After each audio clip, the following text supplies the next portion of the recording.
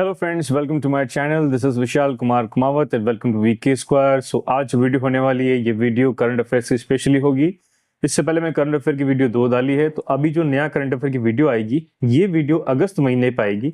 तो हम यहाँ पर क्या करेंगे, 4-5 वीडियो के अंदर पूरा पूरा अगस्त का महीना कंप्लीट कर देंगे।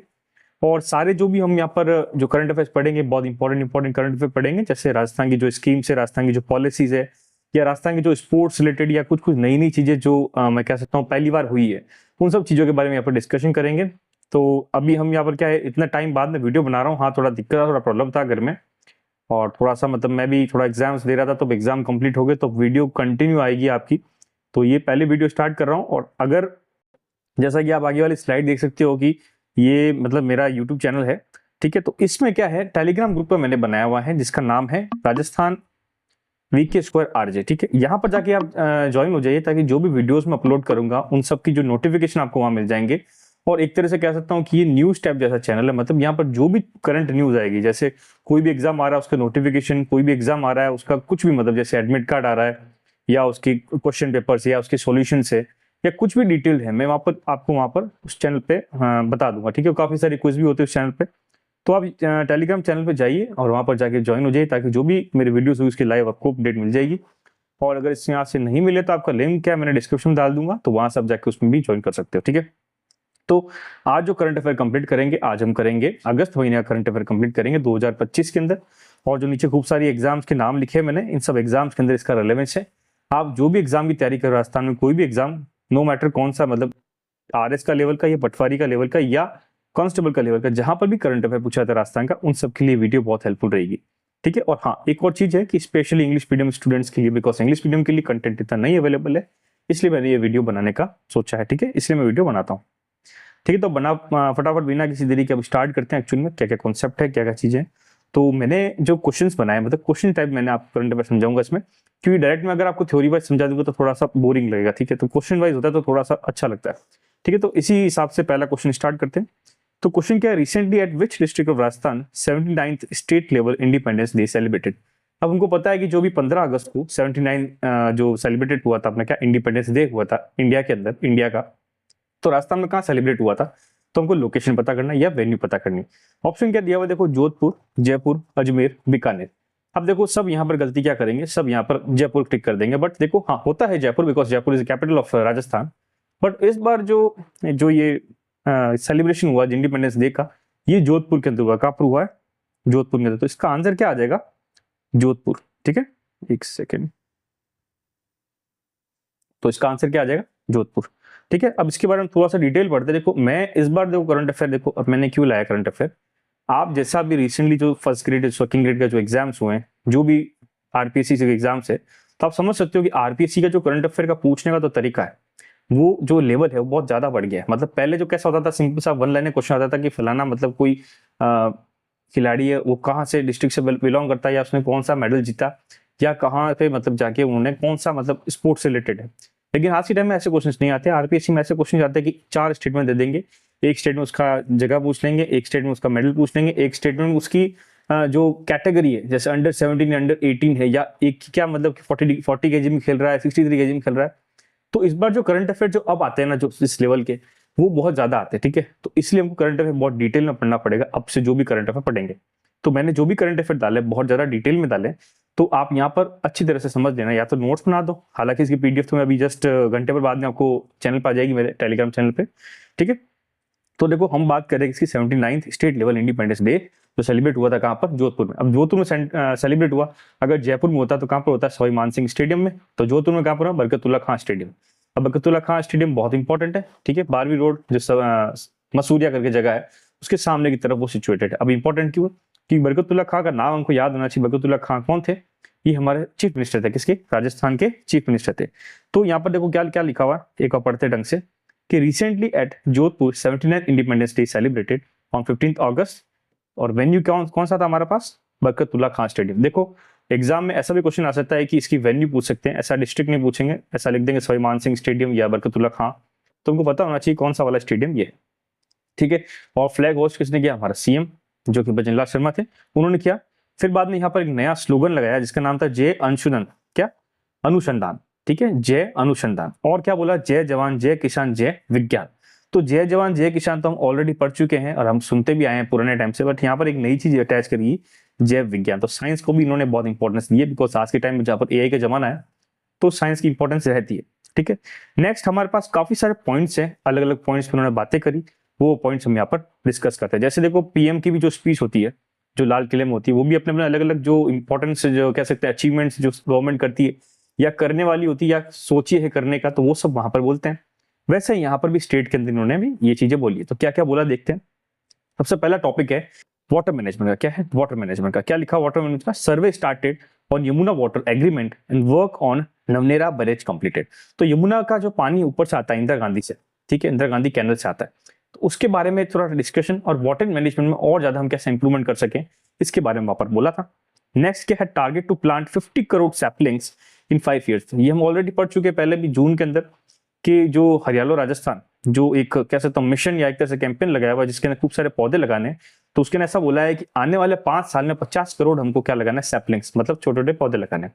ठीक है, नेक्स्ट क्या बोला गया, एनर्जी रोड। अब एनर्जी और रोड का क्या बोला गया था, खूब सारी रोड्स बनाने के लिए बोला गया। कितनी रोड बनाने की, 50,000 किलोमीटर बोला गया। कब तक, 5 सालों में।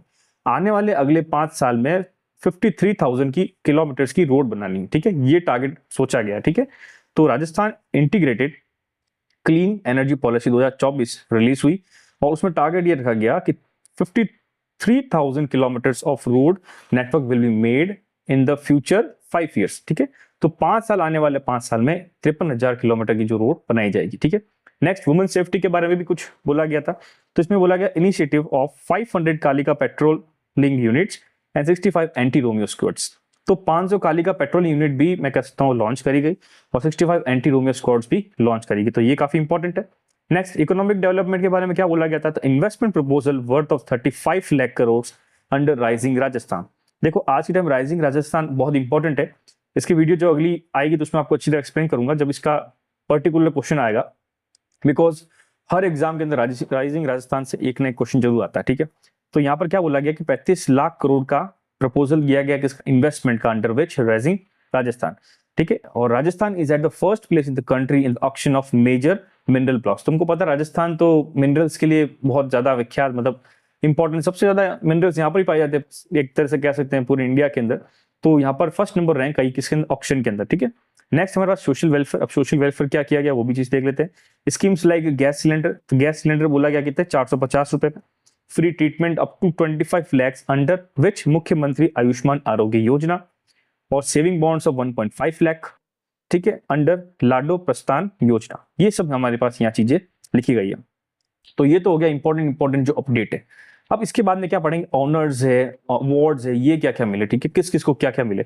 सबसे पहला जो अवार्ड है वो है प्रेसिडेंट्स पुलिस मेडल। ठीक है, तो पुलिस मेडल किसको मिला गया, तो ADG, ATG and SOG Vijay Kumar Singh, इनको क्या मिला गया यहाँ पर, प्रेसिडेंट्स पुलिस अवार्ड या पुलिस मेडल। तो देखो ऐसा क्वेश्चन आ सकता है एग्जाम के अंदर कि प्रेसिडेंट पुलिस मेडल 79 जो 79th इंडिपेंडेंस डे जो सेरेमनी हुई थी इंडिया, मतलब राजस्थान के अंदर, जोधपुर के अंदर, वो किसको मिला था। तो इसका आंसर क्या हो जाएगा, विजय कुमार सिंह, जो कि क्या है एडीजी, एटीजी एंड एसओजी।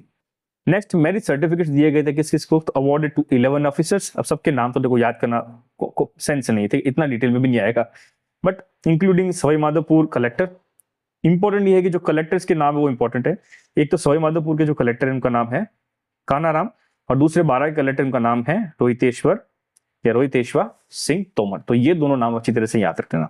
ठीक है, और क्या, इनमें देखो परेड हुई थी, तो परेड को लीड किसने किया था, तो वो थे आईपीएस हेमंत कलाल। ठीक है, आईपीएस हेमंत कलाल, ये हेमंत, ठीक है ना, थोड़ी प्रिंटिंग मिस्टेक होगी, यहाँ पर एन आएगा। ठीक है, तो ये हमने यहाँ पर बेसिक कह सकता हूं कि पहला क्वेश्चन अच्छा तरह से डिटेल में कंप्लीट कर लिया। ठीक है, नेक्स्ट क्वेश्चन की बात करते हैं, who has been received as the state's best sarpanch award. तो राजस्थान का स्टेट का बेस्ट सरपंच अवार्ड किसको दिया गया, तो ऑप्शन क्या क्या दिए हुए, लालचंद कुमावत, राम प्रकाश कौशाल, दिव्यांश एस भारद्वाज और डॉक्टर विनोद कुमार जैन। तो देखो इसका आंसर हमारे पास है 3, दिव्यांश एस भारद्वाज। तो ये चीज याद रखना कि क्वेश्चन क्या पूछा गया है, बेस्ट सरपंच अवार्ड। अब क्यों दिया हुआ है, कब दिया, तो देखो ये भी 79th जो इंडिपेंडेंस डे उस दिन ही दिया गया था, पर इसका क्वेश्चन अलग से इसलिए क्या, बिकॉज इसकी इंपॉर्टेंस है, क्यों है, हम जैसे आगे पढ़ते पता चलेगा। देखो जो दिव्यांश एम भारद्वाज है ये सरपंच है कौन से गांव के, अवान ग्राम पंचायत। जो कौन सी डिस्ट्रिक्ट में आता है, टोंक डिस्ट्रिक्ट में आता है। कौन से डिस्ट्रिक्ट में आता है, अवान, ये आता है हमारे पास टोंक की डिस्ट्रिक्ट में, ठीक है। और इनको क्या मिला है, राजस्थान से बेस्ट सरपंच अवार्ड, ठीक है। अब इसको ऑनर किसने किया था, मतलब किसके थ्रू दिया गया था, जो हमारे सीएम राजस्थान उन्होंने दिया था, ठीक है। और इनकी जो सेरेमनी थी वो कहाँ पर अरेंज हुई थी, देखो यहाँ पर क्वेश्चन अलग बन सकता है।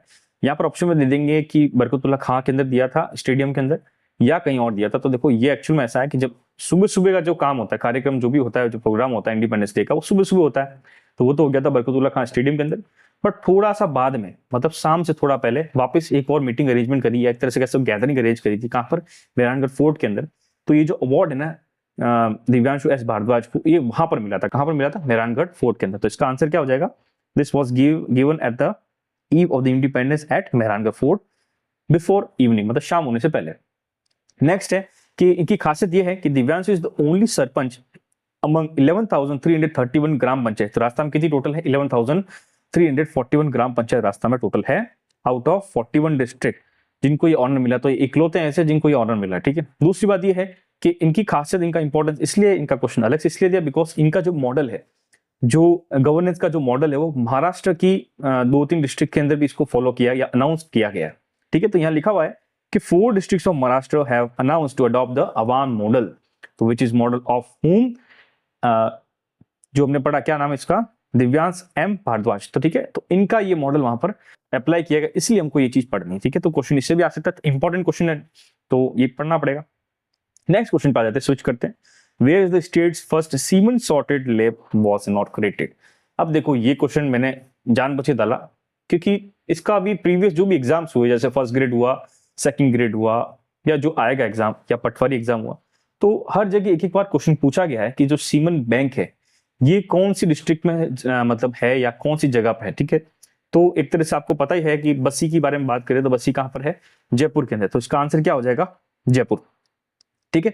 तो जयपुर के अंदर हम यहाँ पर बात करें। अब इसका इंपॉर्टेंस क्या है, देखो अब मैं आपको समरी हिसाब से शॉर्ट में बता देता हूँ। देखो सीमेंट बैंक एक्चुअल में क्या होता है, देखो हम पता है कि राजस्थान में कैटल्स की कितनी इंपॉर्टेंट है, मतलब जैसे आप गायों की बात करें, भैंस की बात करें, बकरी की बात करें, या जो भी गोट्स की बात, मतलब जो भी है शीप्स की बात करें, तो आपको पता है इसकी इंपॉर्टेंट कितनी ज्यादा है। तो हमको पता है कि हम जो इन सब के यूज किस लिए करते हैं, तो कैटल मेनली किस लिए यूज होती है, मिल्क प्रोडक्शन के लिए। किसके लिए होती है, मिल्क प्रोडक्शन के लिए।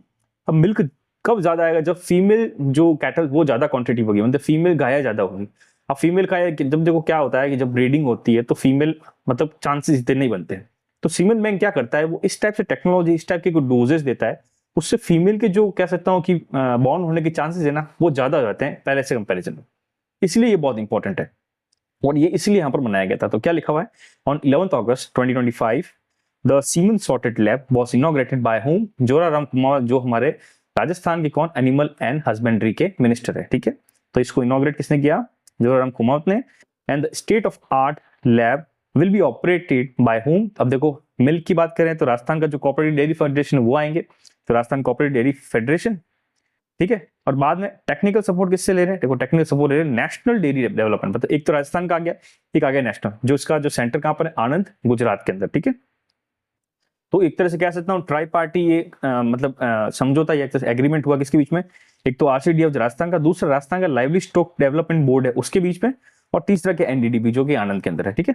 तो इसका एम क्या, देखो अब देखो एम देखते हैं, जो मैंने आपको बताया वही चीज है। कैसे, to ensure birth of 90% female calves in the state, मतलब 90% जो मतलब बच्चे बॉर्न होंगे, या जो भी अपकमिंग जो आएंगे, मतलब गाय के जो बच्चे होंगे, वो 90% ऐसा सोच रहे हैं कि फीमेल ही पैदा हो। तो इससे ये हो जाएगा, ठीक है, फीमेल ज्यादा होंगे तो दूध का ज्यादा प्रोडक्शन ज्यादा होगा। सेकंड क्या है, तो revolutionise milk production in the state and increase the income of cattle farmer. अब देखो दूध अगर ज्यादा इंक्रीज होगा तो जो कैटल के जो फार्मर्स हैं उनकी इनकम भी बढ़ेगी, कॉमन सेंस। नेक्स्ट है, the rate of sex sorted semen has been fixed at 239 per dose. तो जो डोज मिलेंगे, जो डोज लगाने के बाद में चांसेस बढ़ जाएंगे फीमेल होने के, तो वो क्या है, कितने रुपए की फिक्स पे कर दी, मतलब फिक्स कर दी गई 239 पर डोज। और कितनी कैपेसिटी मतलब बनाई है, कितनी बनाई है, 10 लाख डोजेस की कैपेसिटी बनाई है, कितनी, 10 लाख डोजेस की। तो ये सारी चीजें यहाँ पर पॉइंट्स है, अच्छी तरह से आ गया ना, मैंने काफी डिटेल में बस ही जो जयपुर के बारे में बता दिया कि what is a semen sorted या सीमन जो लैब है उसके बारे में आपको मैंने बहुत डिटेल में बता दिया, ठीक है। इससे क्वेश्चन अब शायद अगर आए तो थोड़ा सा डिटेल में आएगा, वैसे ऊपर ऊपर से क्वेश्चन नहीं आएगा बस्सी में कहाँ है वो कहाँ है, ठीक है, वो मैंने बेसिक क्वेश्चन दिया था, ऐसे क्वेश्चन डिटेल में पूछेंगे। नेक्स्ट क्वेश्चन की बात करते हैं, recently how many new post was announced to create in RPSC by government. तो देखो ये भी क्वेश्चन में अभी रिसेंटली आया था। देखो अभी रिसेंटली को पता है कि जो पहले कितने मेंबर्स थे, देखो 8 मेंबर्स थे इंक्लूडिंग द चेयरमैन।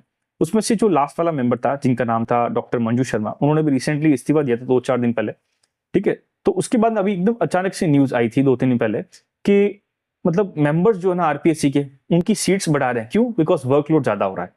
तो जो सीटें बढ़ाई ना, वो कितनी बढ़ाई, कितना डिसीजन हुआ, तो ये ऑप्शन दिया हुआ, तो 2 है, 4 है, 1 है, 3। तो देखो इसका आंसर कितना हो जाएगा, 3, ठीक है। तो पहले तो करंट अफेयर पढ़ लेते हैं। तो करंट अफेयर तो यही है, करंट न्यूज तो यही है कि 3 सीटें बढ़ गई, ठीक है। अब हम बात करेंगे कॉन्स्टिट्यूशन। अब कॉन्स्टिट्यूशन क्या बात करता है, तो सबसे पहले बात करते हैं आरपीएससी, ठीक है। आरपीएससी कौन से आर्टिकल से कौन सा आर्टिकल तक कंप्लीट होता है, तो देखो आर्टिकल जब हम बात करते हैं किसकी, आरपीएससी की, तो 315 से 323 मतलब आर्टिकल होते हैं टोटल किसके, आरपीएससी के, ठीक है। अब इसके अंदर हम पूरी पूरी आरपीएससी के बारे में पढ़ते हैं कि आरपीएससी अपॉइंटमेंट कैसे, डिस्क्वालिफिकेशन कैसे होते हैं, पावर्स क्या होती है कि अपनी पोस्ट पे रहते हैं वापस नहीं आ सकते, तो वो सारी चीजें डिटेल में होती है, ठीक है। तो हमको एक बेसिक अंडरस्टैंडिंग होनी चाहिए कि आर्टिकल कौन सा आर्टिकल में किसके बारे में आप बात करते हैं, आरपीएससी, यूपीएससी, आरपीएससी, जेपीएससी, सब एक ही आर्टिकल में आता है, ठीक है। इसकी भी मैंने वीडियो डाली हुई है, आप चाहे तो वहां देख सकते हो, ठीक है। अब देखो क्वेश्चन ये बनता है कि राजस्थान में पहले कितने मेंबर्स थे और अब कितने हो गए। तो देखो मैंने आपको पहले बताया कि राजस्थान में जो पहले थे 8 मेंबर्स थे। कितने थे? 8 मेंबर्स, मतलब एक तो चेयरमैन था और 7 इसके मेंबर्स थे, ठीक है। अब जो बढ़ के 3 हो गया है, अब कितना हो जाएगा टोटल 11, जिसमें एक चेयरमैन होगा और 10 कितने हो जाएंगे मेंबर्स। तो ये याद रखना आज से, अब ये नया चीज आपको याद रखनी पड़ेगी, क्या चीज इंपॉर्टेंट है। अब ऐसा बोलते हैं कि इससे पहले जो मतलब पहले मतलब अभी जो प्रेजेंट में जो चेयरमैन है वो कौन है, बीआर साहू, जो भी रिसेंटली जून में लगे। उनसे पहले कौन था, कैलाश चंद मीणा। तो कैलाश चंद मीणा थे पहले, अब कौन बना प्रेसिडेंट, बीआर साहू। तो ये भी चीज याद ना, ऑप्शन में कैलाश चंद मीणा भी लिखा होगा चेयरमैन, और आप वो आंसर करेक्ट करते हो बिकॉज आपने वो पहले पढ़ा हुआ है। लेकिन अभी जून के अंदर रिसेंटली नए चेयरमैन बने जिनका नाम है बीआर साहू, तो वो भी चीज याद रखना है, ठीक है। मैंने क्या क्या लिखा देख लो। Recently the state government has approved that the proposal to create 3 new members post in the Rajasthan Public Service Commission, ठीक है। This decision was taken in the state cabinet meeting on July 14, 2025 with aiming to of reducing the increase workload on commission। तो पता है workload ज्यादा हो गया, इस चीज को रिड्यूस करने के लिए यहाँ पर चीज हो रही। And after this change, the total number of members in the commissions beside the chairman increased from 7 to 10। तो 7 से 10 हो जाएगी, मतलब चेयरमैन को हटा देता हूँ और चेयरमैन को इंक्लूड कर दो, कितना हो जाएगा टोटल 11। करंट में कौन है, बिहार या बीआर साहू, ठीक है। तो ये काफी सारी इंपॉर्टेंट यहाँ पर चीजें हैं, ठीक है, ये याद रखना बहुत इंपॉर्टेंट है। नेक्स्ट बात करेंगे, व्हेन विल द सेंसस या पॉपुलेशन इंडेक्स या जो भी जनगणना होती वो कब होगी। देखो अब ये क्वेश्चन एक्चुअल में है तो इंडिया का लेवल का, लेकिन इसके रिलेटेड कोई कमेटी बनाई थी राजस्थान में, इसलिए मैंने यहाँ पर इसको अटैच किया, ठीक है। कमेटी क्या है वो आगे बात करेंगे। पहले कॉमन क्वेश्चन ये है कि बेसिक क्वेश्चन, जनगणना कब होगी, कब डिसाइडेड है, कौन सा ईयर डिसाइडेड है, तो 2026, 27, 28, 29। तो देखो याद रखना 2027 के अंदर ये डिसाइडेड है कि जनगणना उस टाइम होगी। अब मैंने क्वेश्चन क्यों लाया, बिकॉज यहाँ पर राजस्थान में भी कुछ कमेटी बनेगी। मतलब देखो ऐसा होता तो सेंट्रल लेवल पे पूरा, लेकिन हर राजस्थान के अंदर अलग अलग कमिटीज बनती है, वो इस सब प्रोसेस को कंटिन्यू करती है, ठीक है। तो राजस्थान में जो कमेटी बनी उसके हेड कौन रहेंगे, क्या बात होगी, डिस्ट्रिक्ट लेवल पे क्या होगा, ये सब चीजें यहाँ पर पढ़ेंगे। तो क्या है, Rajasthan state level census coordination committee has been constituted, कब, अगस्त के अंदर, for smooth and successful implementation of census 2027, ठीक है। इनके चेयरमैन कौन होंगे, हमारे जो मेन सबसे हेड कौन, जिसके मतलब सिविल सर्विस के सबसे हेड होते हैं, जो सेक्रेटरी होते हैं, मतलब चीफ सेक्रेटरी, जो सबसे आईएएस के जो सबसे हेड होते हैं, वो हमारे पास क्या रहेंगे यहाँ पर, इसके हेड रहेंगे। तो चेयरमैन कौन रहेंगे, chief secretary government of Rajasthan. इसका काम पूरा किसके अंडर आएगा, देखो डिपार्टमेंट ऑफ स्टैटिक्स, या मतलब स्टैटिक्स का जो डिपार्टमेंट है सांख्यिकी का, उनका डिपार्टमेंट के अंदर ये आएंगे। अब इनका फंक्शन क्या है, coordinate between various state departments and the census directorate of India for census work. इनका काम ये होगा जो इंडिया के सेंटर का जो सेंसस डिपार्टमेंट है उसका और स्टेट के बीच में लिंक बनाना, ताकि हम भी यहाँ पे डेटा बनाए और वहां पर डेटा कनेक्ट करते हैं। नेक्स्ट इंपॉर्टेंट क्यों सेंसस की, देखो सेंसस एक्चुअल में ऐसा है कि हर 10 साल में होता था। मतलब पहले 2001 में हुआ था, 2011 में हुआ था, अब 2011 के साल 2021 में होना चाहिए था, पर सबको पता है कि 2021 के अंदर जो कोरोना जो आया था उस वजह से वो चीज डिले हो गई थी और उसके बाद हो नहीं पाया, हालांकि होना चाहिए। अब देखो कई लोग इसको क्रिटिसाइज करते हैं, कई लोग ये बोलते हैं, देखो हमारा ऐसा है कि जब भी हम पढ़ाई करते हैं, जब भी हम करंट अफेयर पढ़ते हैं, तो अपन को रहना पड़ता है बिल्कुल लिबरल, मतलब liberal in the sense like neutral रहना पड़ता है। मतलब ना हमको इधर जाना है ना हमको उधर जाना है। अगर कोई भी इंसान आ रहा है, कोई भी चीज आ रही है, मतलब मैं ऐसा क्रिटिसाइज नहीं कर रहा, कोई भी गवर्नमेंट आ रही है, अगर वो अच्छा काम कर रही है तो उसकी तारीफ करो, अगर खराब काम कर रही है तो उसको क्रिटिसाइज करो, क्योंकि we are living in democracy. तो डेमोक्रेसी में ये चीज होती है, गलत चीज हो रही है तो उसके बारे में खिलाफ आवाज जुड़ाओ, अच्छी चीज हो रही है तो उसका क्या सकते हैं, प्रोत्साहन दो, मतलब उसको मोटिवेट करो। ठीक है, तो ऐसा कहते हैं कई लोग, जैसे कोई पार्टी कहते हैं या मतलब कोई ना कोई बोलते हैं कि नहीं कराना चाहिए, बट मेरे हिसाब से सेंसस होना चाहिए, ताकि हमको हमारी जो डेमोग्राफिक है किसकी, राजस्थान की या इंडिया की, पता चलती है कि हमारा कितना डेवलपमेंट हुआ, हमारी क्या पर कैपिटा इनकम हुई, हमारे पॉपुलेशन कितने हुए, फीमेल कितनी पढ़ी, या गाँव में क्या स्थिति है, अभी शहरों में क्या स्थिति है, माइग्रेशन कितना हुआ, पॉपुलेशन कितनी है, अनएम्प्लॉयमेंट कितनी, ये सब चीजें क्या पता चलती है, सेंसस से पता चलती है। तो ये बहुत जरूरी है, तो इसलिए अब हो रही है तो अच्छी बात है, क्योंकि 2021 में तो पता है कोरोना चक्कर में हो नहीं पाई थी, लेकिन अब हो रही, कोई नहीं, हो रही है तो बढ़िया बात है। ठीक है, तो ये लिखा हुआ है, census is the biggest statistical exercise in the country whose data is used by the government for the preparation of development plans, budget allocation and making policy। तो इसी से हम आगे जो फ्यूचर हमारा डिसाइड करेंगे, तो हमारा अब पॉपुलेशन कहाँ जा रही है, क्या फर्क पड़ रहा है। ठीक है, तो पॉलिसीज इसके हिसाब से बनती है। ठीक है, नेक्स्ट क्वेश्चन बात करते हैं, who has been appointed as the chairman of Rajasthan in the 7th state finance commission. अब 7th स्टेट फाइनेंस कमीशन के अंदर जो नए चेयरमैन कौन चुने गए, देखो इससे पहले हम पढ़ते थे कि राजस्थान की जो फाइनेंस कमीशन थी वो 6th फाइनेंस कमीशन थी। ठीक है, अब जो नई फाइनेंस कमीशन आई है उसके नए प्रेसिडेंट मतलब नए चेयरमैन कौन रहे, तो देखो ऑप्शन क्या क्या लिखा है, तो प्रद्युमन सिंह, एक कमलेश महाजन, तीसरा है डॉक्टर अरुण चतुर्वेदी, और थर्ड है राम विलास सुराना। ठीक है, इसका आंसर हमारे पास हो जाएगा डॉक्टर अरुण चतुर्वेदी। ठीक है, आप यहाँ पर गलती मत करना कि आप प्रद्युमन सिंह का आंसर कर दो, प्रद्युमन सिंह 6th के थे। ठीक है, लेकिन जो करंट लेटेस्ट वो है डॉक्टर अरुण चतुर्वेदी, तो मतलब 6th वाले कौन से थे, प्रद्युमन सिंह। ठीक है, अब इसके बारे में थोड़ा डिटेल पढ़ते हैं, पहला न्यूज पढ़ लेते हैं कि senior BJP leader and former minister doctor Arun Chaturvedi has been appointed as a chairman of 7th state finance commission of Rajasthan and the governor issued its notification on which date 1 August 2025। ठीक है, अब देखो ये तो हो गया करंट अफेयर, अब पढ़ते थोड़ा सा कॉन्स्टिट्यूशन।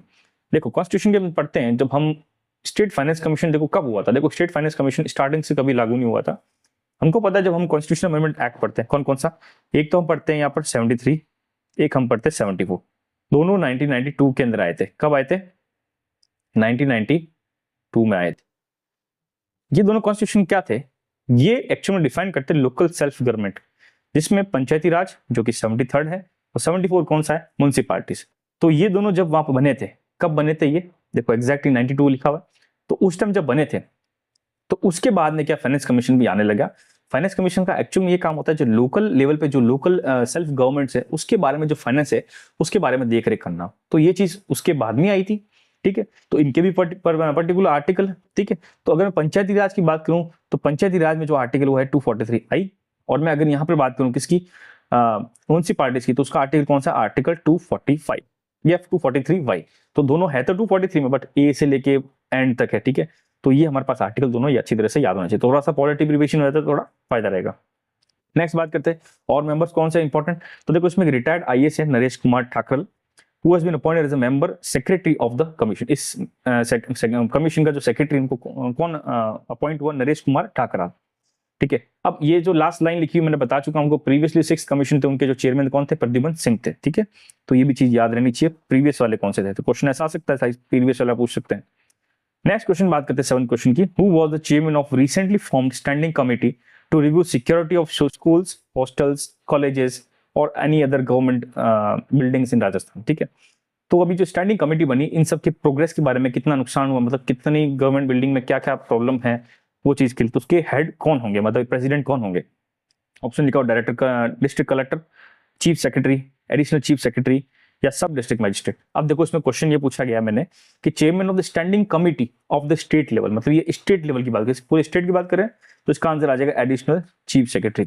लेकिन जब एडिशनल चीफ सेक्रेटरी से अगर मैं बात करूं डिस्ट्रिक्ट लेवल में, तो इसका आंसर डिस्ट्रिक्ट कलेक्टर होगा, बट हमको क्वेश्चन क्या पूछा हुआ है, हमको वो चीज देखनी है।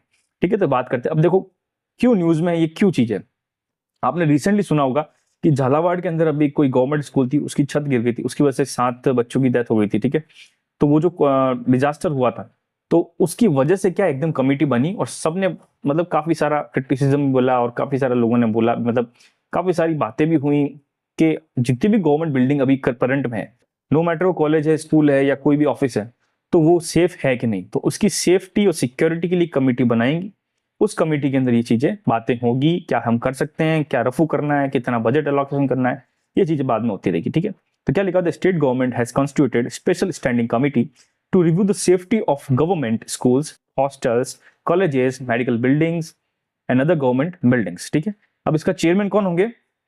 Additional chief secretary of public work department या PWD department. Similarly, a permanent committee has been formed at the district level. तो डिस्ट्रिक्ट लेवल में भी सेम टू सेम बनेगी, उसका हेड कौन होंगे? डिस्ट्रिक्ट कलेक्टर होंगे। ठीक है, अब क्यों हुआ? The state government has taken the said decision in the backdrop of the death of how many 4 children on the spot due to the collapse of roof of government school. अब government school कौन सी थी? ये थी पीपलोडी या मनोहरवाड़ा, जो कि झालावाड़ के अंदर। ठीक है, कब हुआ था? ये जुलाई के अंदर हुआ था, लास्ट एंड ऑफ द जुलाई के अंदर। तो ये चीज आपको याद रखना, न्यूज की और न्यूज से कनेक्शन क्या क्या है हमारे पास बैठ रहा है। नेक्स्ट बात करते हैं question, where is the recently held programme called national level DBT. DBT की फुल फॉर्म होती है direct benefit transfer programme of PM Fasal Bima योजना। ठीक है, डायरेक्ट बेनिफिट ट्रांसफर का मतलब क्या होता है? देखो, इसका मतलब होता है डायरेक्ट गवर्नमेंट से पैसा किसान के बैंक अकाउंट में आएगा। मतलब कोई बीच वाला जो होते हैं ना, वो सब हट गए, उसको क्या बोलते हैं? डीबीटी।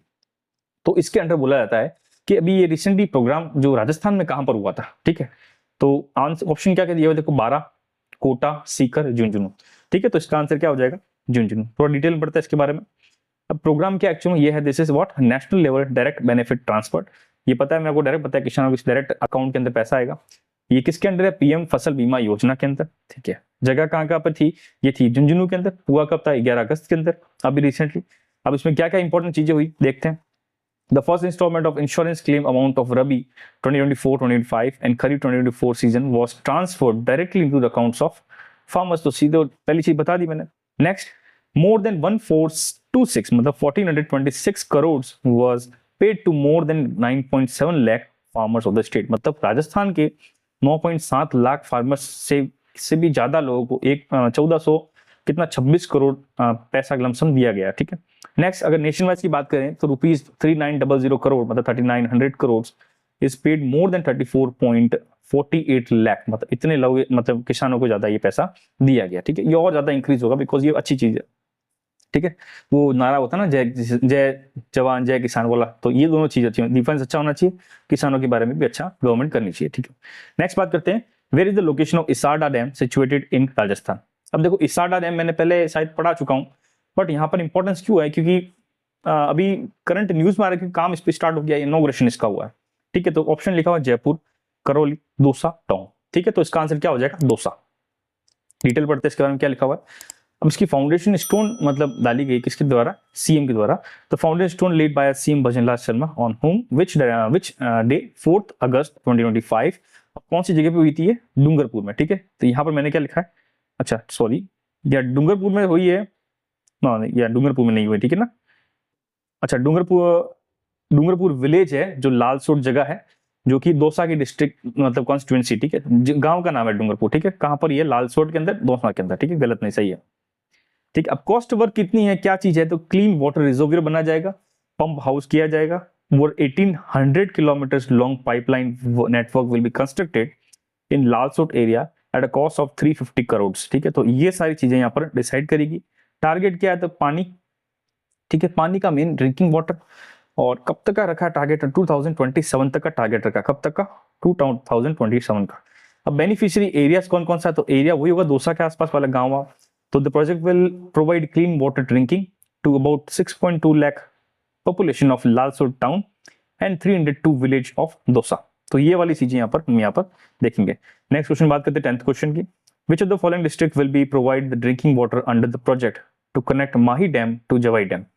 अब देखो, क्वेश्चन ऐसा लिखा हुआ है कि मतलब डिस्ट्रिक्ट्स के नाम लिखे हुए, हमको पता करना है जो माही डैम से जवाई डैम के अंदर जो पानी लेके आएंगे, वो जो प्रोजेक्ट है उस प्रोजेक्ट को बेनिफिट किस डिस्ट्रिक्ट को मिलेगा।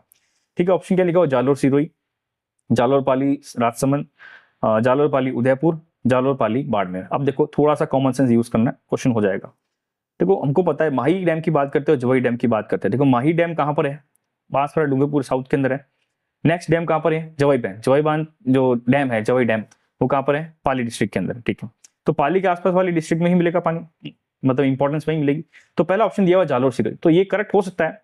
ठीक है, ये भी करेक्ट हो सकता है, बट यहाँ पर बेस्ट ऑप्शन हमको चूज करना। नेक्स्ट क्वेश्चन क्या पूछा है? जालोर पाली राजसमंद। तो राजसमंद तो नहीं है, राजसमंद ऊपर आ जाता है, राजसमंद को पानी की जरूरत नहीं, बिकॉज पूरा प्रॉपर माउंटेन्स में गिरा हुआ है, तो वहां जरूरत नहीं। नेक्स्ट है पाली, उदयपुर और जालौर, ठीक है। उदयपुर के अंदर जवाई बांध का कोई रिलेशन नहीं है, ठीक है। तो इसका आंसर क्या हो जाएगा? 4। क्या आंसर हो जाएगा? 4, जालौर, पाली, बाड़मेर। तो टोटल ये जो लिखा जाए ना, मतलब इसमें बेस्ट सुटेबल आंसर कौन सा? ये डिटेल में पढ़ लेते हैं कि तो इसका आंसर तो ये। अब प्रोजेक्ट क्या है? Connecting Mahi dam to Jawai dam. देखो एक्चुअली में अभी तो प्रेजेंट में आपको पता है इस साल बहुत ज्यादा बारिश आई है, पूरा इंडिया के अंदर आप देख सकते हो पानी पानी हो गया। बट क्या होता है, पाली के जो जवाई बांध है, जवाई डैम है, ये एक्चुअल में 3 से 4 डिस्ट्रिक्ट को पानी पिताता है।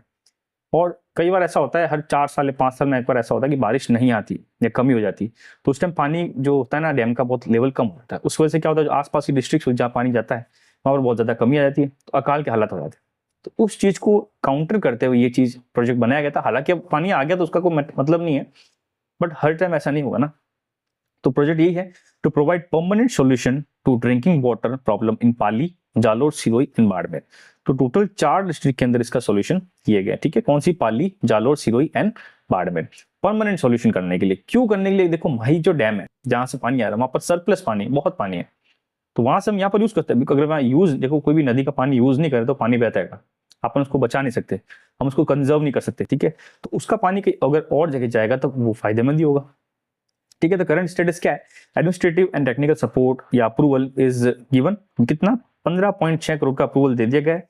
किस लिए? ताकि प्रोजेक्ट प्रोवाइड करो, हमको बताओ किस टाइप से खर्चा होगा, किस टाइप से क्या क्या बनाएंगे। और प्रोजेक्ट किसको दिया है? कौन सी कंपनी को? वेबकॉस्ट लिमिटेड को। किसको दिया हुआ? वेबकॉस्ट लिमिटेड। अब टोटल इसका खर्चा कितना एस्टिमेटेड है? 7,000 करोड़ का ये प्रोजेक्ट होगा, जिसमें माही डैम से पानी जवाई डैम में कनेक्ट किया जाएगा। नेक्स्ट हमारे पास है the project is an inter basin water transfer, ठीक है, which will connect water surplus Mahi basin, जो खूब सारा पानी माही के अंदर, of southern Rajasthan with the water scare Jawai basin of western Rajasthan. तो देखो वेस्टर्न राजस्थान का सबसे बड़ा जो डैम है वो हमारे पास कौन सा है? जवाई, ठीक है। उस पानी में जो पानी कमी होती है उस चीज को भरने के लिए ये माही डैम से सरप्लस पानी से यहाँ पर लाया जाएगा। It can provide for the life line for western Rajasthan. तो वेस्टर्न राजस्थान के लिए एक तरह से कह सकता हूँ वेस्टर्न राजस्थान की लाइफ लाइन के रूप में ये बनेगा। नेक्स्ट क्वेश्चन देखते हैं, 11th question. How many so far patients have received free treatment worth more than 5,000 crores under CM Ayushman Arogya Yojana?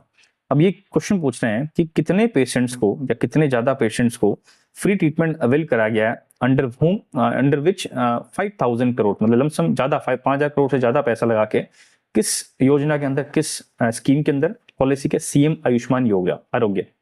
Option दिया 54 लाख, 43 लाख, 66 लाख, 22 लाख। तो इसका करेक्ट आंसर हो जाएगा 2।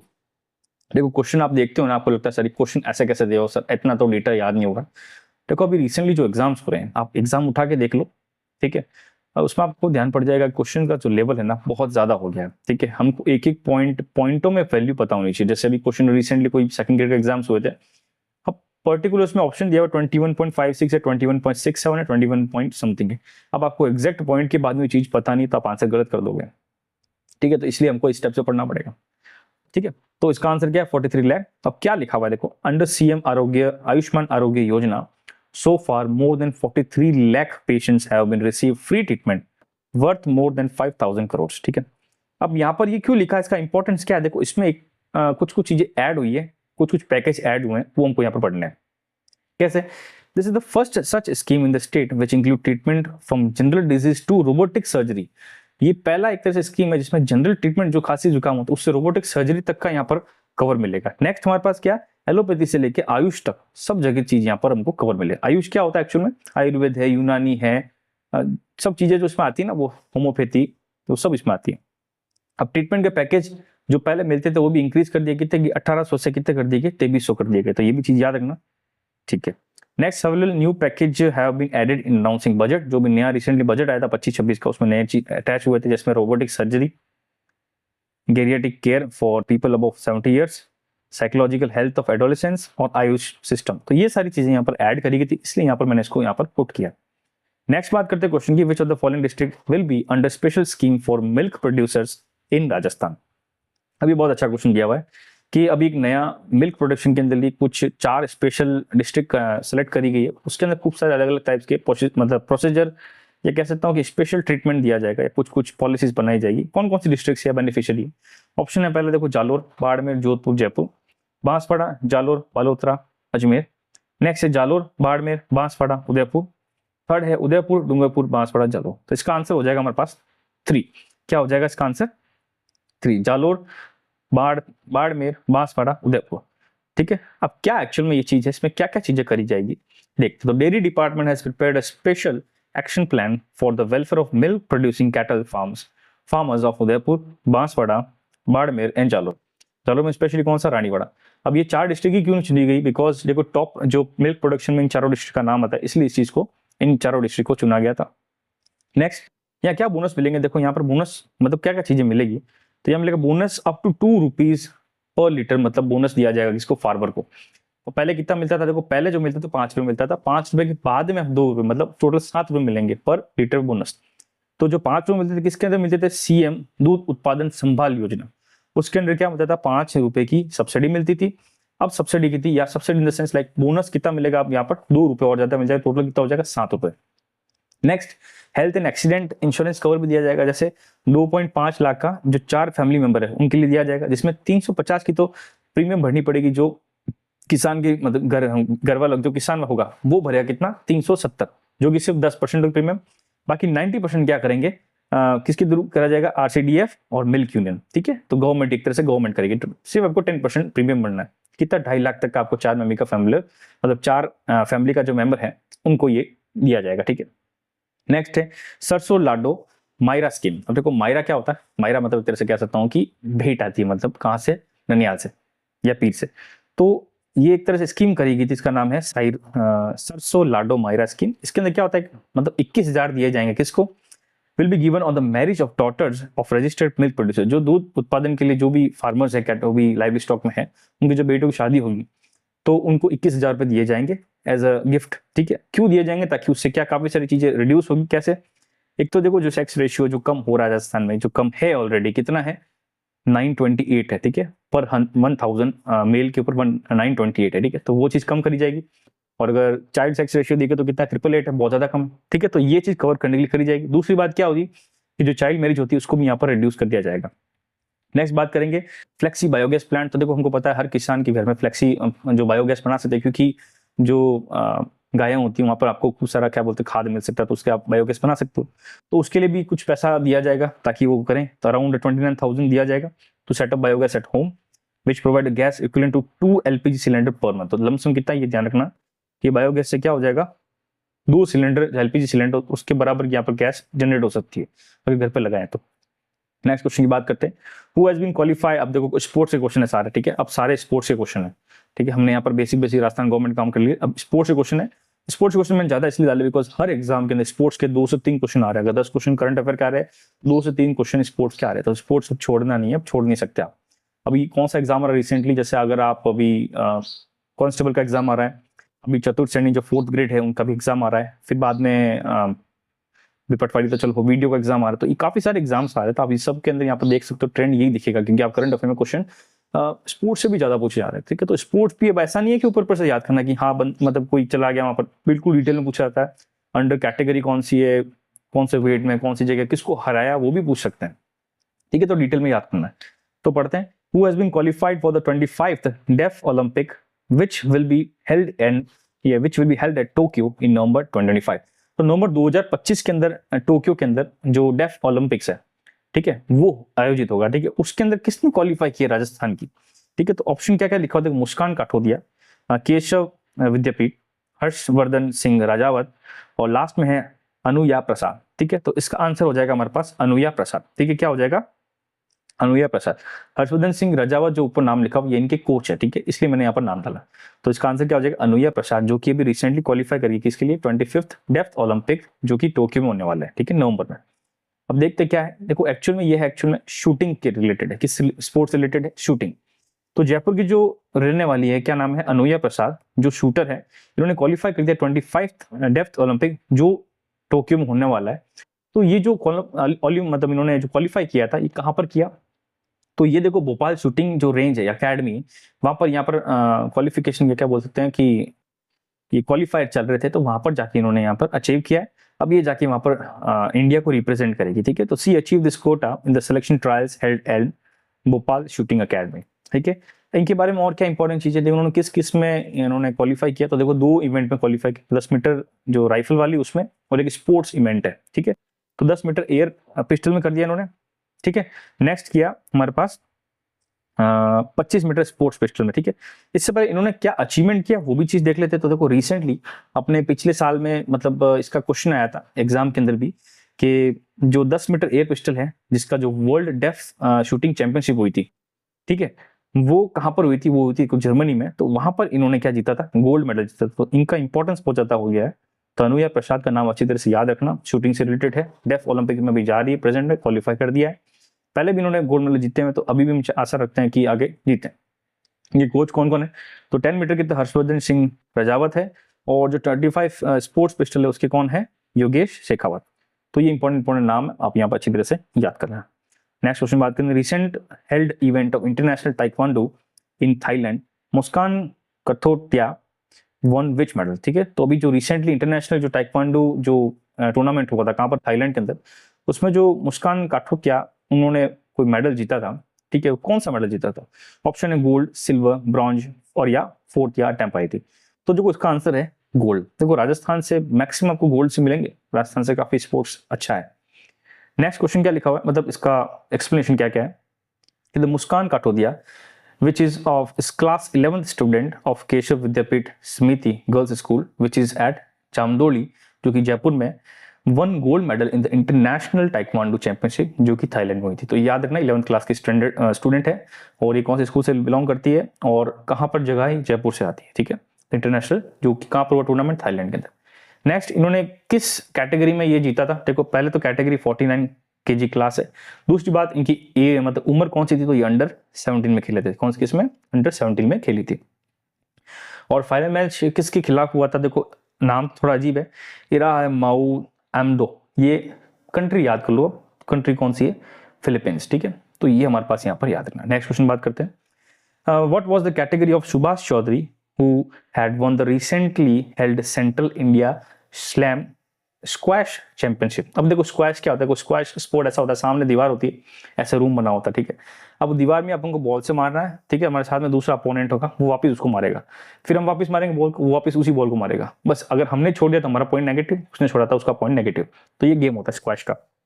अब ये सेंट्रल इंडिया स्क्वैश चैंपियनशिप हुई थी, अब पहले कहां पर हुई थी, क्या हुई थी, वो बाद में बात करते हैं। पहले क्वेश्चन पूछा गया है कि ये किस कैटेगरी के अंदर इन्होंने जीता, तो इन्होंने जीता अंडर 19 के अंदर, किसके अंदर, अंडर 19, ठीक है। तो Subhash Choudhary for under 19 in boy category या boy title.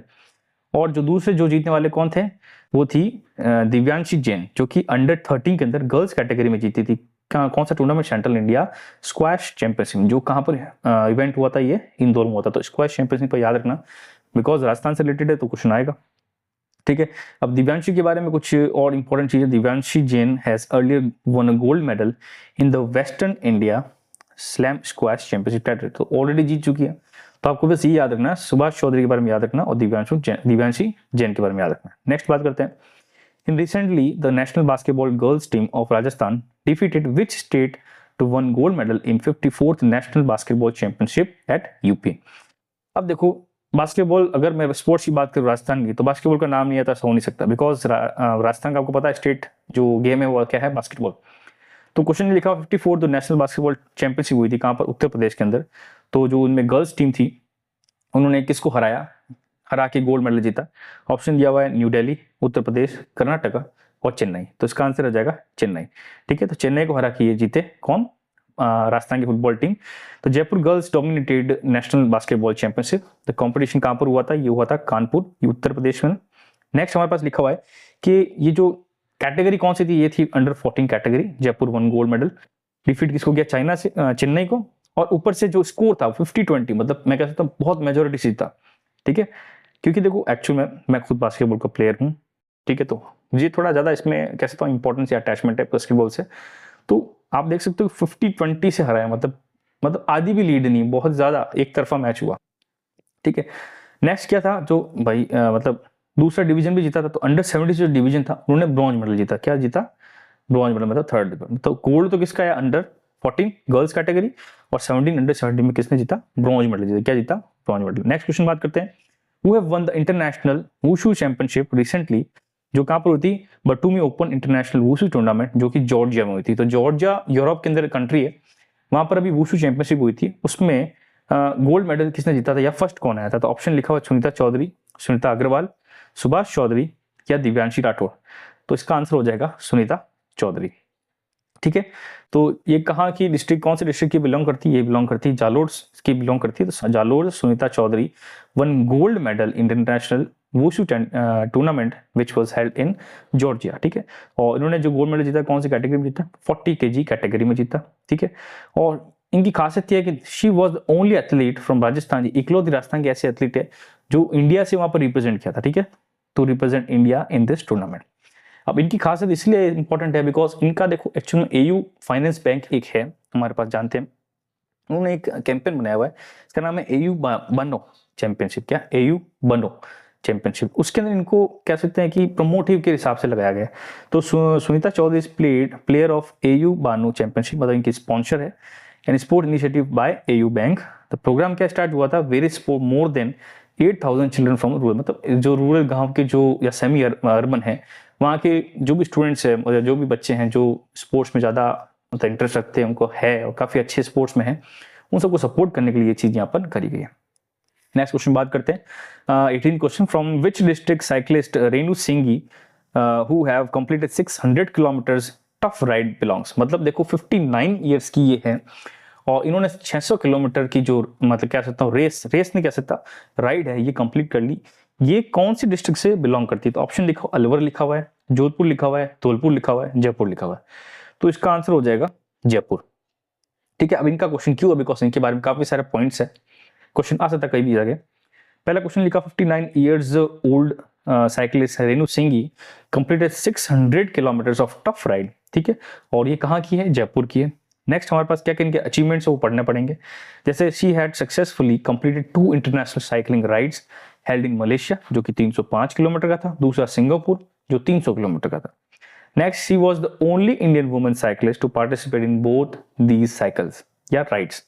Next, she is the only woman to complete the London Edinburgh London 2022 and the ultra cycling challenge North Cape 4200। तो ये बाहर में भी बहुत ज्यादा इनका नाम है, क्योंकि देखो जीतना बात अलग है, वो रेस कंप्लीट करना ही बहुत बड़ी बात होती है। ठीक है, अब और क्या important, in August 2019 she had completed cycling for 1220 kilometre in 92 hours. You can see 1220 kilometre इन्होंने 92 आवर्स में कंप्लीट कर लिया। ठीक है, अब बताओ फिटनेस, आप बोलते हो फिटनेस नहीं है, आलस आ रहा है। 59 की एज में, देखो 2019 की बात करें, चलो 7 साल पहले बात कर लेते हैं, कितना 7 साल ही हो गया लमसम, 6 साल बाद पहले बात, अगर 59 की अभी है तो 6 साल पहले कितना 53 ईयर्स की एज में इन्होंने 92 आवर्स के अंदर कितना 1220 किलोमीटर कंप्लीट कर लिया। आप देख सकते हो फिटनेस कितना लेवल का है। कहां पर हुआ था? वो फ्रांस में हुआ था। नेक्स्ट हमारे पास क्वेश्चन क्या लिखा हुआ है? 19 question, who has one the world championship in the title under 17 world wrestling championship, जो कि ग्रीस में हुई थी। तो अंडर 17 के अंदर किसने वर्ल्ड चैंपियनशिप जीती, जो कि ग्रीस के अंदर हुई थी? तो आंसर है देखो क्या क्या लिखा हुआ, पूजा बेनीवाल, अश्विनी बिश्नोई, राघव आर्या या पूनम मेहता। तो देखो इसका आंसर हो जाएगा अश्विनी बिश्नोई।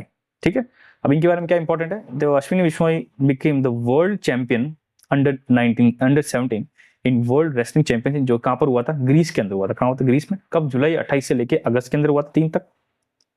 इनकी कैटेगरी कौन सी थी? 65 kg कैटेगरी। नेक्स्ट, इन्होंने किसको हराया था? तो मेकेयो रहीम जनवा, तो नाम थोड़ा अलग है। तो ये कौन से कंट्री से बिलोंग करती है? उज्बेकिस्तान, और 3-0 से हराया था। कितना? 3-0 से, बिल्कुल ब्रूटल। क्या है? ब्रूटल।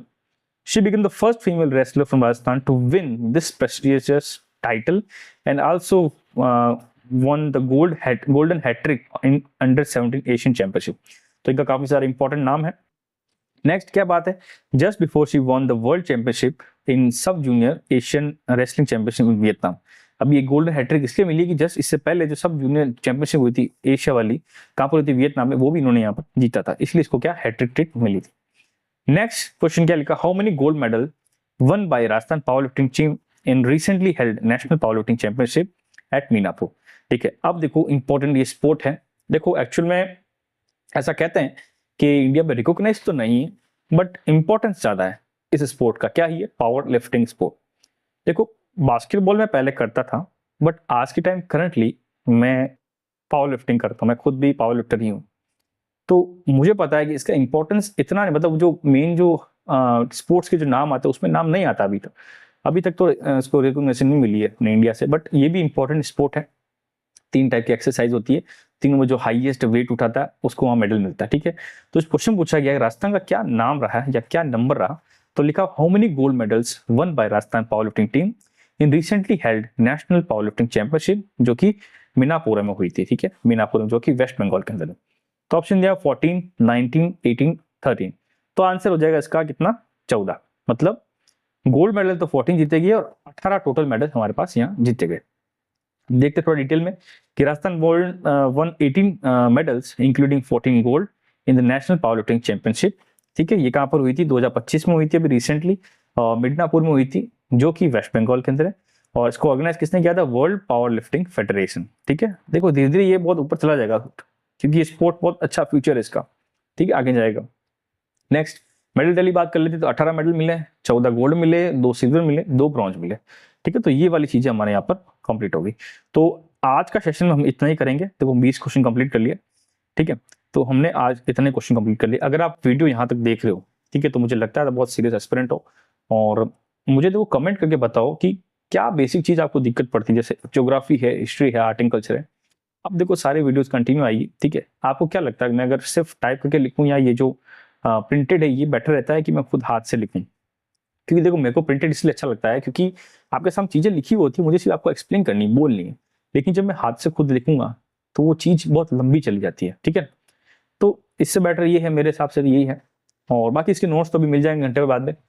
तो अब यही है कि टेलीग्राम ग्रुप में आ जाइए, वहीं मिलेंगे, ठीक है, ऐसा अलग से नहीं मिलेंगे, आपको वहीं मिलेंगे। तो बस यही है कि अभी जो एग्जाम्स आ रहे करंटली, कुछ भी अगर सुझाव है, कुछ कमेंट करना है, कुछ बताइए, कि बहुत दिनों बाद में वीडियो निकाल सम 25-30 दिन हो गए, तो ये थोड़ा डिले हो गया था, मैं थोड़ा बिजी था, बट अब वीडियो कंटिन्यू आएगी। तो बस नेक्स्ट वीडियो मिलेंगे। नेक्स्ट वीडियो में जब फिर से करेंगे, तो मैंने आपको बताया हर महीने की मैं 4 वीडियो, मतलब 4 या 5 वीडियो बनाऊंगा करंट अफेयर्स की, उसमें पूरा पूरा महीना मैं कंप्लीट करा दूंगा। और भी कोई क्वेश्चन कराने तो मैं बता दूंगा, आपको नोटिफाई कर दूंगा क्या क्या चीजें होती है, क्या क्या चीजें नहीं होती, ठीक है। तो बस नेक्स्ट वीडियो मिलते हैं। तो बस